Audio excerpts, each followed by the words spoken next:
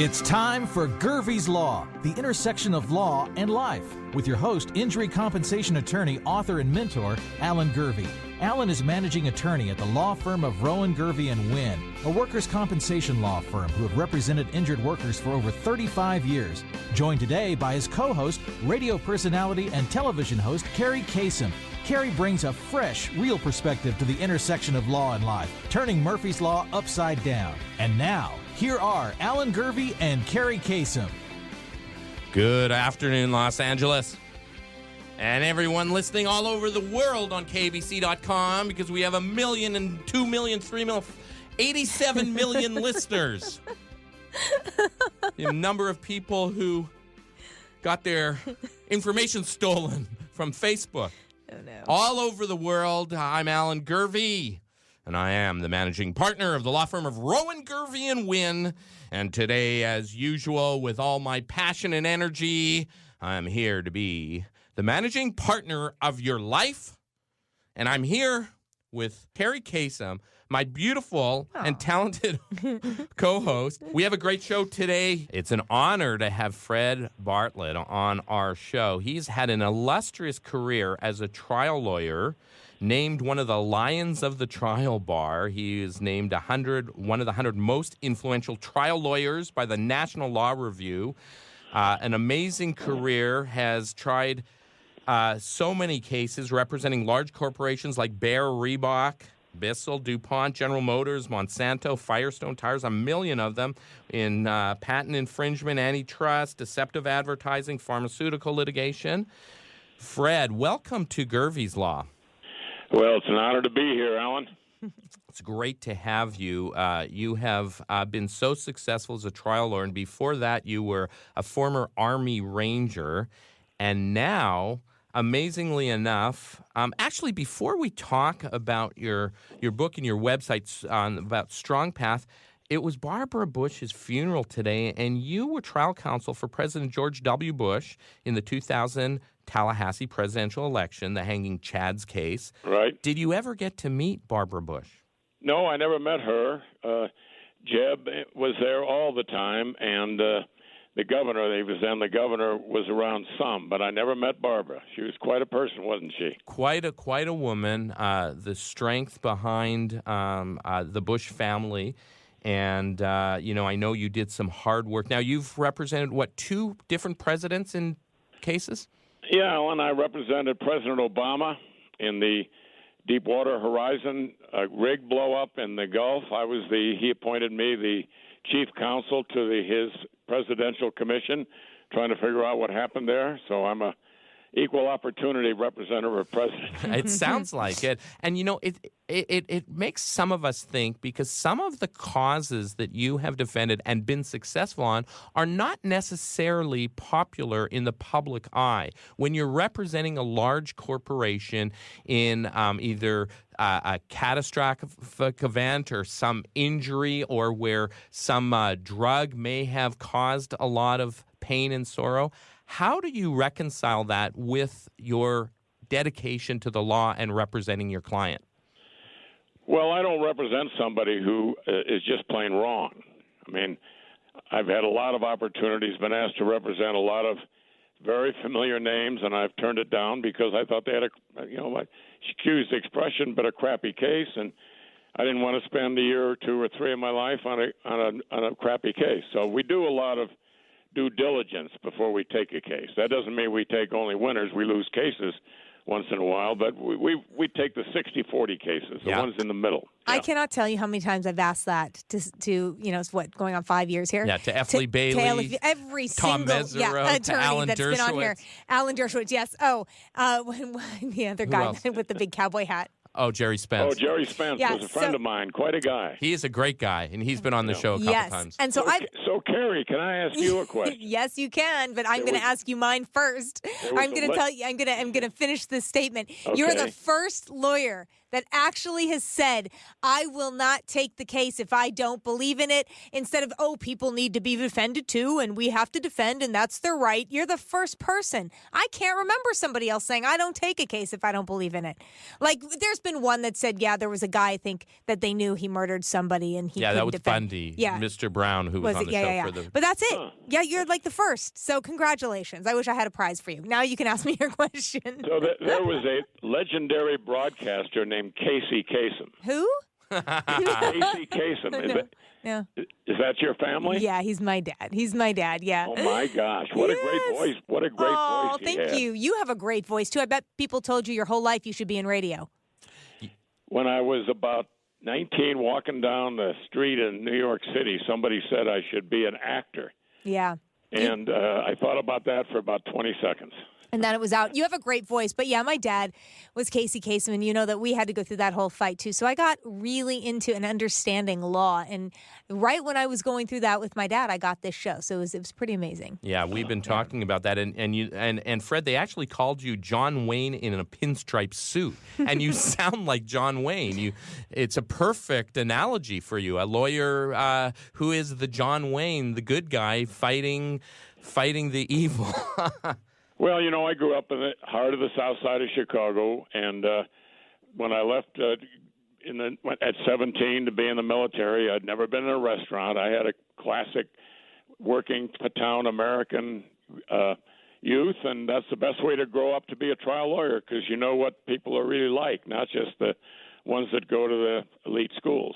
That's right, and it segues nicely with when you were 20 years old, former Army Ranger, in excellent shape, and now we talk about you at a young 85 years old, being... Yeah, I'll be 86 in 2 months. In 2 months. Wow. Yep. Stronger now as an 85-year-old than as an Army Ranger. And we have to talk about this book that has just come out, Choosing the Strong Path, Reversing the Downward Spiral of Aging.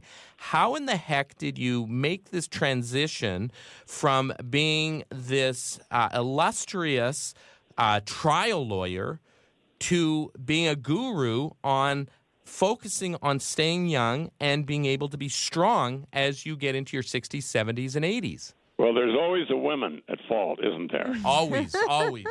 So I'm 50 years old, and I'm in Denver during the boom days, and I run into this unbelievable woman. I'm blown away. I'm 50, she's 35. I got to say, we've been married for 33 years now. Wow. So I think I'm in pretty good shape then. Former Ranger, troop commander, you know how men think. You know, Alan. Carrie probably doesn't know. Yeah, I do. I know. But anyway, I said, let's go to the gym. And I thought I'd show off how strong I was. We walked out of the gym, and she said, that's the silliest thing I've ever seen in my entire life. You're wasting your time. It's not intense enough. The weights aren't hard enough. And I said, what do? She said, we find a strip mall with a bunch of guys with raggedy shirts whose necks are bigger than your waist, and you learn something. I did it, and I've always been active in a lot of sports. By the time I was 60, 10 years later, I noticed all my buddies had quit skiing. And I wondered why. I got some new buddies, and then at about 80, they all quit. And I started doing some research. Why was it that I was having this great life, skiing, playing golf for money, doing all the things I like to do, and my buddies were all quit.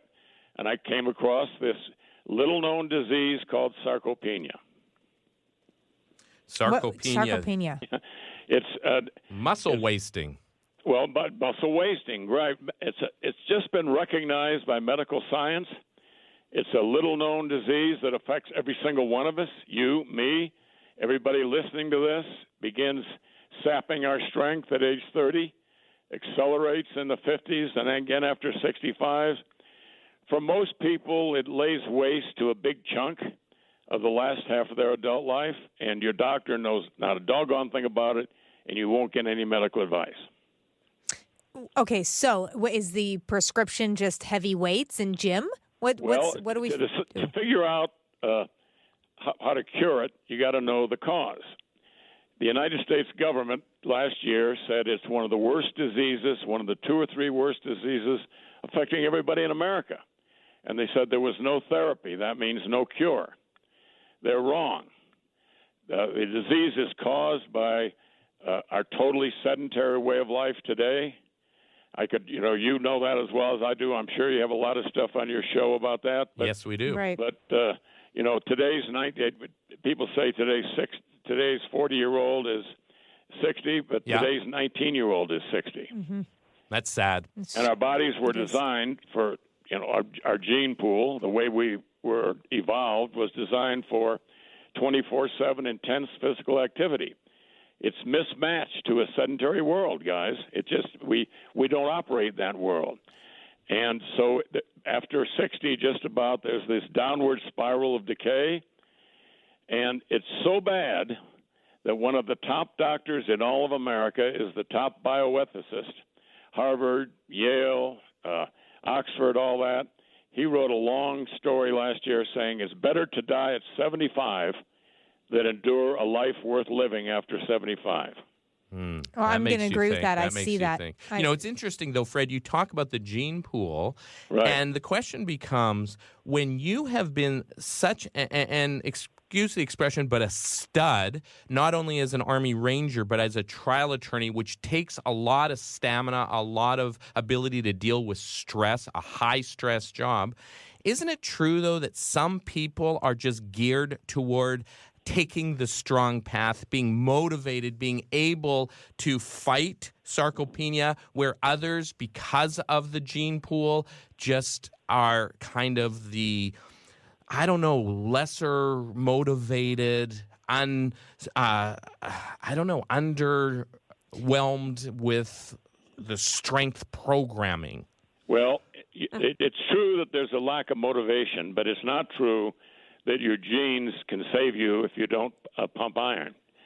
Most people if they ever pumped iron, most people after 65 or so don't pump iron at all. The average 60-year-old American woman doesn't get 1 hour a year of intense physical activity. And the only thing that keeps you really going is intense physical activity, because our bodies were designed for that 50,000 years ago. And if you give it to them now, your body will respond fast. And it does respond fast. Now, let me ask you a question. I think that diet plays a big part in this as well as exercise. Would you not agree? Yeah, big role. One of our team is the top nutrition PhD guy down at the University of Texas. And a big deal is protein. The average guy my size, about 210 or so, needs 200 grams of protein a day. A 130-pound woman probably needs, 120 grams of protein a day. You need that for your body to function. Now, a quick question. I understand that. I've been told, because I had some issues being a vegan. My hair started to fall out. I felt sick. I was vegan for 24 years, and they said protein, protein, protein. So now I'm doing a lot of protein, protein, protein. For the first time in my life, I have high cholesterol. Never had that before. But then I look at the gorillas and apes and elephants that don't eat protein, and they're the strongest beings on earth. They are vegetarians. Why are we so different from them, and why are we having so much heart disease with all this protein? I'm just really trying, and I'm asking you this because I don't understand it. I mean, I went from being a vegan to now a vegetarian, and now with high cholesterol, but my hair stopped falling out. So I don't know what to do. This is interesting because I had the same question. So my wife and I went to Rwanda and went up to see the mountain gorillas. Yeah. These guys weigh 700 pounds, and their heads are as big as an easy chair. Yeah. And they're called silverbacks, and you don't mess with them. Right. So I went there, and I talked to the people. The answer is, they are exercising unbelievably hard all day long. Wow. But so it doesn't matter then that they don't have that intake of protein? I mean, yes, they do eat bugs, which have protein, and there are greens have protein, but they don't need all the protein that we do. Is it if they'd evolved that way, it's all evolution. There's a long story there, but all human physiology is determined by evolution. And we evolved with protein. They evolved eating fruit. Right. And we need protein to make our muscles turn out the hormones and things that make us strong and happy and cheerful and make us live a great, happy life. They don't need that, but they do get all kinds of exercise. And these old silverbacks, they're nobody to mess with. Even a little baby. No, it's true. They come up to you and they grab your leg and Fred, wow. we got to take a quick break. And I did track gorillas as well in Uganda a few years ago, and it was an incredible experience. And I remember when one of them walked by me, I was frozen, and he walked by me, and he just had this majesty, that just majestic quality. That, so cool. It was really an amazing experience. I'm sure you did too. You're not supposed to look them in the eye. Right. Absolutely, Right, no. we did not. I wanted to take a picture, but I couldn't because we stood still. But the strength and the power just was amazing. Anyway, we'll take a quick break, Fred. We want to come back and talk about Strong Path. The website is strongpath.com, and during the break, feel free, go to strongpath.com. Amazing stuff on that website. You're listening to Gervie's Law right here on Talk Radio 790 KBC. We're talking common sense advice, that's for sure. This is very important stuff. Common sense from a legend in the trial lawyer business. One of the lions of the trial bar, Fred Bartlit, has joined us. He's with Bartlit, Beck, Herman, Palancher, and Scott. Bartlit Beck is what we usually know them as, and not only has he been one of the most successful trial lawyers in our country, but he's come out with a book that came out in January called The Strong Path, Choosing the Strong Path, Reversing the Downward Spiral of Aging. It's strongpath.com. And Fred, you have some really important articles. You have Fred's Forum. You've got Fred's Daily Picks. You're spending a lot of time really getting this message out. Well, Alan, this website of ours, we have no advertising on it, no pop-ups, no supplements, nothing. It's all the latest research, all peer-reviewed stuff, things that will blow you away. It's amazing how few people today, even at the top levels of medicine, get it. Yeah. And, just to give you an idea of how the world is changing, the UK medical colleges just concluded that intense physical activity is a miracle cure, not only for frailty and aging, but for a whole wide range of diseases. Harvard Medical School just concluded that exercise has a bigger impact on disease risk than any other remedy, and if it could be bottled, it would be the most prescribed medicine. Wow. The Center for Disease Control calls regular physical activity a wonder drug. These guys don't throw these words around lightly. No.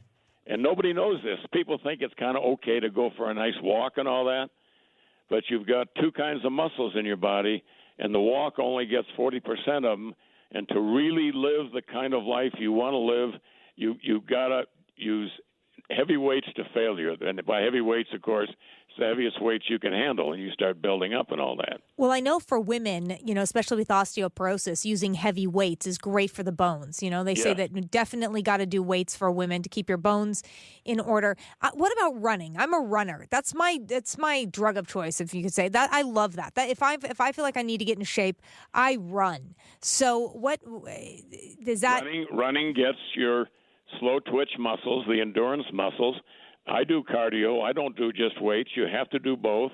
Your body's 40% slow twitch, so you're getting those. But if you're not pumping iron, you're not getting the 60% fast twitch muscles that are good for skiing and hitting a golf ball and not falling down when you get in your 70s and all that kind of thing. So You got to do both. I got to tell you, the website is really addictive. I was looking at it this morning, and the articles and all the information, you're right. It's things that you just don't hear from mainstream medicine. It probably doesn't have money behind it, so that's why it's something that you have to kind of do the research on your own. Fred, tell us what you see as the most important thing for people who, we have a lot of listeners who are in their maybe 60s, 50s, 70s. How can they be as strong as you are at 85? Well, the last half of our book tells exactly how to get started. On our website, we've got videos that show the Harvard recommendations for what do you do to get started, what do you do next. It's really important to go to a gym. It's probably best to start with a trainer. Senior citizens, you can get free membership in something like 2,000 gyms under a government program called Silver Sneakers. I don't particularly like that, but it's true. So you can look on our website or read our book, and then you can get a trainer and you can get started. And the key here, guys, we never talk about weight. People are sick of hearing about their weight. We talk about strength because the only thing that's correlated with a great last half of your adult life is strength. And strength comes faster than weight control because a big reason why you lose weight is lose strength. Lots Yes. of strength. Because your neurological system, your nerves, they forget how to contract a muscle. And they learn quick, and you can triple your strength in 6 or 8 weeks usually. Now, you're not doing this alone. You have, is it Stephen Drulard, who is your Right. co-author? Now, he talks, and also Dr. Marty Beaupart is also involved, but Stephen talks about overcoming mental pitfalls and challenges that can defeat your motivation, your ability to do what you're talking about. You know what we find? We find that women 55 to 70 get what we teach quicker than men at the same age.